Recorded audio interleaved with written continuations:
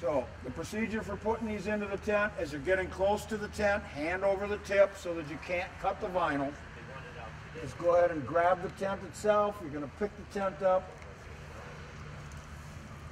Depending on the manufacturer and design of the tent, there will be some sort of steel ring, aluminum plate. If you look at these tents up here, these all have aluminum plates in there.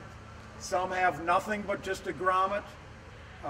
Just take a look at it, you can see. This will go through this steel ring right here and then into the grommet, and then you stand it up. Alright, so this is just going to stand up. I usually go from the inside out versus the outside in. It just seems to work better if you swing it around and you go from the inside out and you stand this up.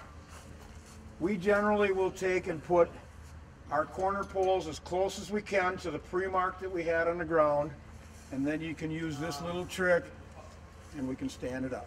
And that's all we need to do to stand that tent up. You notice I'm not bringing this pole vertical, okay? You always, until you're ready to tension the tent, you always want this pin, grab me that pole please. You want this pin right here to be 1 to 2 feet tipped in toward the tent, okay? Here's my finished position where it's going to be when I'm done. This is my preset position right here. If I were to tighten this up so that it was in this position, the problem I would have is I've taken all of the slack out of the tent and I make it very, very difficult to put the center poles up. On a very calm, no wind day, do yourself a favor and droop them in a lot. Makes putting the center poles up easier. As the wind increases, you got to bring it closer and closer to vertical. Otherwise, you're going to have this violent whip of the whole tent top. Right? The very last thing you need to do before you move on is to tie this rope right here.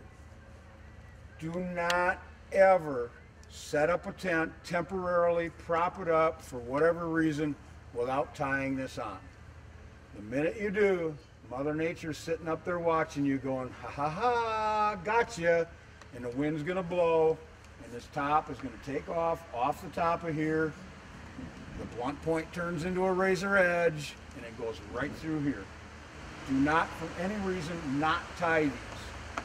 I am going to again tell you, if you have a way of tying these that works, make sure everybody's doing it. My method, make sure this rope runs straight down, no barber poles, okay? Has to run straight down. Straight down, go around the pole, and then go back between the rope and the pole. Pull tight back against this rope, and then just wrap it up, going up. Like that, and then I just take the loose end in, I tuck it under, I pull down.